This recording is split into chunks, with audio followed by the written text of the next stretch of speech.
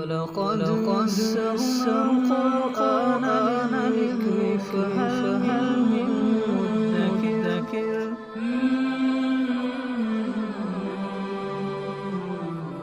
سورۃ المائدہ آیت نمبر 55۔ اعوذ باللہ من الشیطان الرجیم، بسم اللہ الرحمن الرحیم۔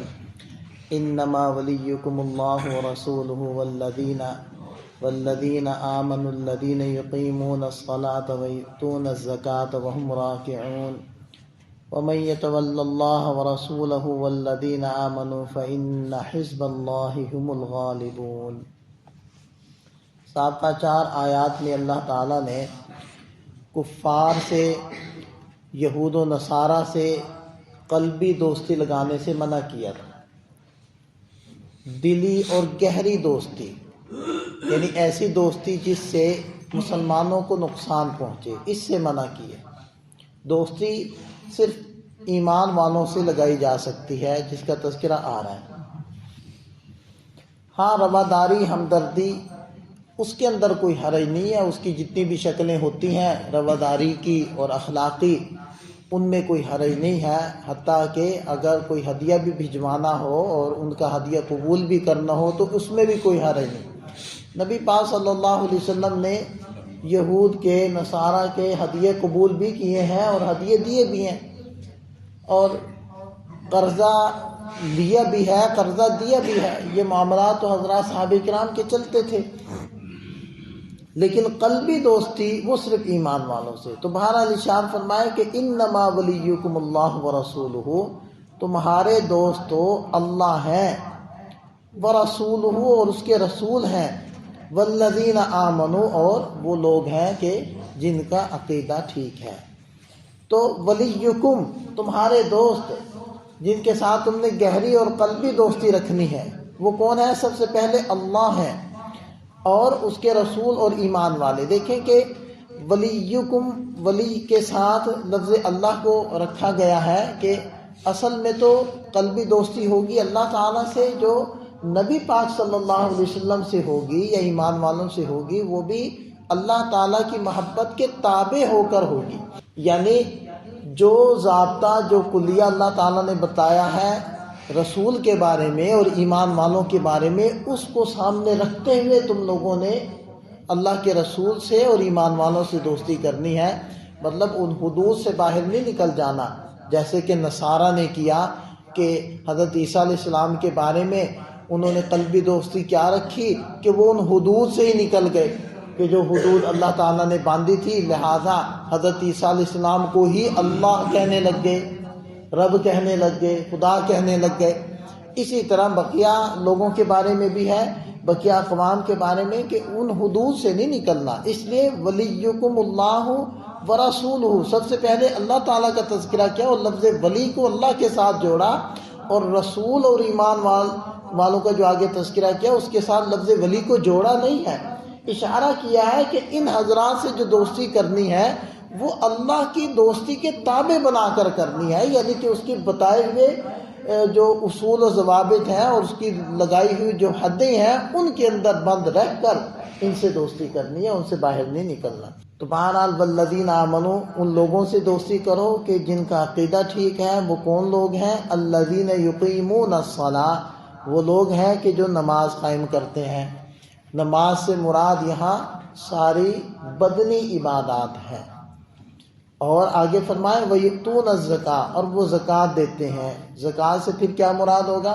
ساری ہی مالی عبادات۔ تو بدنی عبادات بھی وہ بجا لاتے ہوں اور مالی عبادات بھی ادا کرتے ہوں۔ آپ یہ تو بارہا ذکر کیا جا چکا ہے کہ نماز کے ساتھ اقامت کا لفظ آتا ہے، یقیمون، یؤدون کا لفظ نہیں آتا۔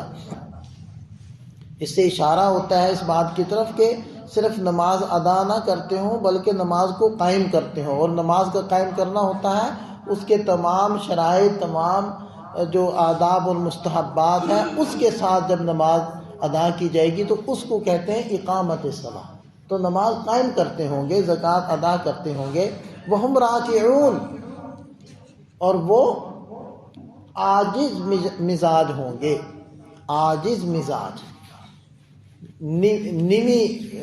نیوے ہوں گے. اس کا ایک ترجمہ کیا گیا شاہ عبد القادر رحمۃ اللہ علیہ نے اس کا ترجمہ کیا وہم راکعون کا نیوے ہوں گے. نیوے جیسے پنجابی میں کہتے ہیں نیوی تھا، تو مطلب عاجز بندہ جس کے اندر فروتنی ہو، جس کے اندر عجز ہو، جس کے اندر تکبر، تعلی اور تفوق نہ ہو.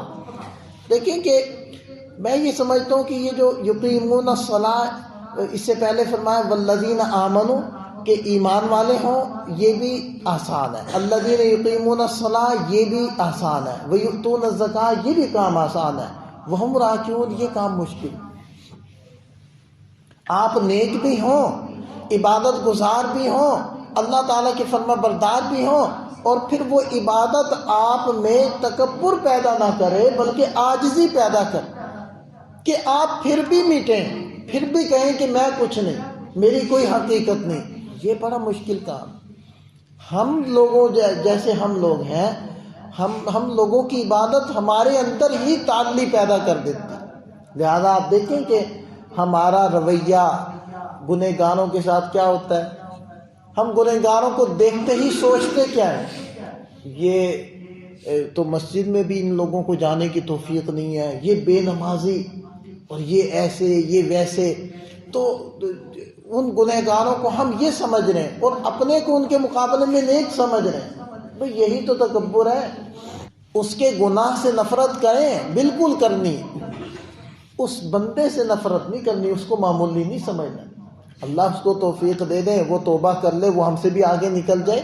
حتیٰ کہ کافر کو بھی اس اعتبار سے آپ نے گھٹیا نہیں سمجھنا، کیونکہ اللہ اس کو ایمان کی دولت دے اور اس کو آپ سے بھی زیادہ عمل کی توفیق دے دے. جب تک وہ زندہ ہے توبہ کا دروازہ کھلا ہے. اور کیا بعید ہے کہ مجھ سے کوئی گناہ ہو جائے اور میری ساری عبادتیں اکارت چلی جائیں، بیکار ہو جائیں. وہ مشہور واقعہ، اللہ والے تھے اپنے مریدین کے ساتھ جا رہے تھے اور انہوں نے دیکھا کہ کچھ لوگ وہ بتوں کی عبادت کر رہے ہیں، تو ان کے اندر تھوڑی سی یہی چیز تو آ گئی تھی ذہن میں کہ دیکھیں یہ گھٹیا، یہ معمولی لوگ بتوں کے سامنے جھک رہے ہیں، ہم اللہ کے سامنے جھکنے والے لوگ ہیں. تو یہ تھوڑا سا اس چیز کا شائبہ جب آیا تو اللہ تعالیٰ نے وہ توفیق ہی سلب کر، اور کتنا عرصہ تک وہ عیسائیوں کے خنزیر چراتے رہے، اور پھر اللہ نے توبہ کی توفیق دی اور پھر دوبارہ سے وہ لوٹے ہیں اور پھر اللہ کے نیک بندے بنے ہیں. تو یہ جو کام ہے نا وہم راکعون، یہ پہلے سارے کاموں سے مشکل کہ عبادت بھی آپ کرو اور اس عبادت کا تکبر بھی آپ میں نہ آئے، آپ پھر بھی اپنے کو معمولی سمجھو، گھٹیا سمجھو. تو یہ ہے وہ کیفیت کہ جو ایمان والے ہوں ان سے محبت کرو، اور اقامت صلاح والوں سے، ادائے زکوٰۃ والوں سے تم محبت کرو، اور جو عاجزی اپنے اندر رکھتے ہوں، قصر نفسی کرتے ہوں، ان کی تم صحبت اختیار کرو، ان کے ساتھ قلبی دوستی کرو. وَمَن يَتَوَلَّ اللَّهَ وَرَسُولَهُ، اور جو اللہ سے قلبی دوستی لگاتا ہے، اللہ کو دوست بناتا ہے، ورسولہ اس کے رسول کو، والذین آمنوا اور ایمان والوں کو دوست بناتا ہے، تو یہ ہے اللہ کی جماعت. فإن حزب اللہ هم الغالبون، اور اللہ کی جماعت ہمیشہ غالب ہو کر رہتی ہے. تو سب سے پہلی حزب اللہ حضرات صحابہ کرام کی شکل میں معرض وجود میں آئی. جب یہ حزب اللہ ٹکرائی ہے مرتدین سے تو وہ پاش ہو گئے، اور پھر جب یہ حزب اللہ ٹکرائی ہے وقت کی قوتوں کے ساتھ اور وقت کی بظاہر سپر پاوروں کے ساتھ، چاہے وہ قیصر کی شکل میں ہو، چاہے وہ کسریٰ کی شکل میں ہو، چاہے وہ روم کی شکل میں ہو، چاہے وہ ایران کی شکل میں ہو، وہ ساری طاقتیں ٹوٹ کر بکھر گئی، اور اللہ نے اپنے دین کو، اپنے کلمے کو غالب کیا ان حضرات کی برکت سے اور ان کے ذریعے سے. تو یہ ہے حزب اللہ.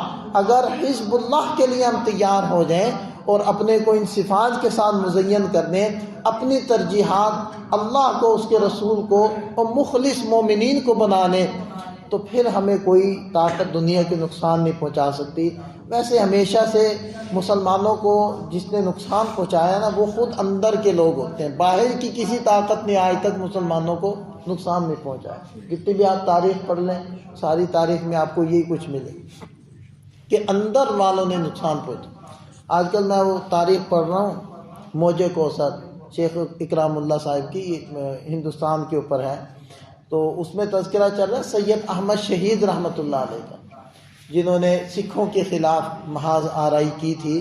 ان کے بارے میں بھی یہی میں نے پڑھا کہ جو ان سے منسلک ہو جانے کے بعد پھر انہی کو دھوکہ دینے والے اور پھر انگریز کے ساتھ مل کر ساز باز کرنے والے مسلمانوں کے خلاف وہ اندر کے لوگ تھے، اور اندر والوں نے ہی نقصان پہنچایا. اور ان کی تاریخ کو جو بڑا نقصان پہنچا ہے وہ ان کے اپنے رفقاء کہنے یا جو منسلک افراد کہنے ان کے ذریعے سے نقصان پہنچا ہے، باہر والوں سے نہیں پہنچ سکا. تو ہمیشہ سے آپ کوئی بھی تاریخ دیکھ لیں کہ مسلمانوں کو اندر والوں نے نقصان پہنچایا ہے، دشمنوں نے کبھی نقصان نہیں پہنچایا. یہ جو آستین کے سانپ ہے نا، انہوں نے نقصان پہنچایا. تو اس لیے اخلاص کا ہونا بہت ضروری ہے. کوئی بھی عمل کریں تو ہم اس کے اندر للہیت کو لائیں، اس کے اندر اخلاص کو لائیں، ورنہ شیطان اچک لے گا. اللہ تعالی ہمیں سمجھ عطا فرمائے، اپنے نیک بندوں میں ہمیں شامل فرمائے.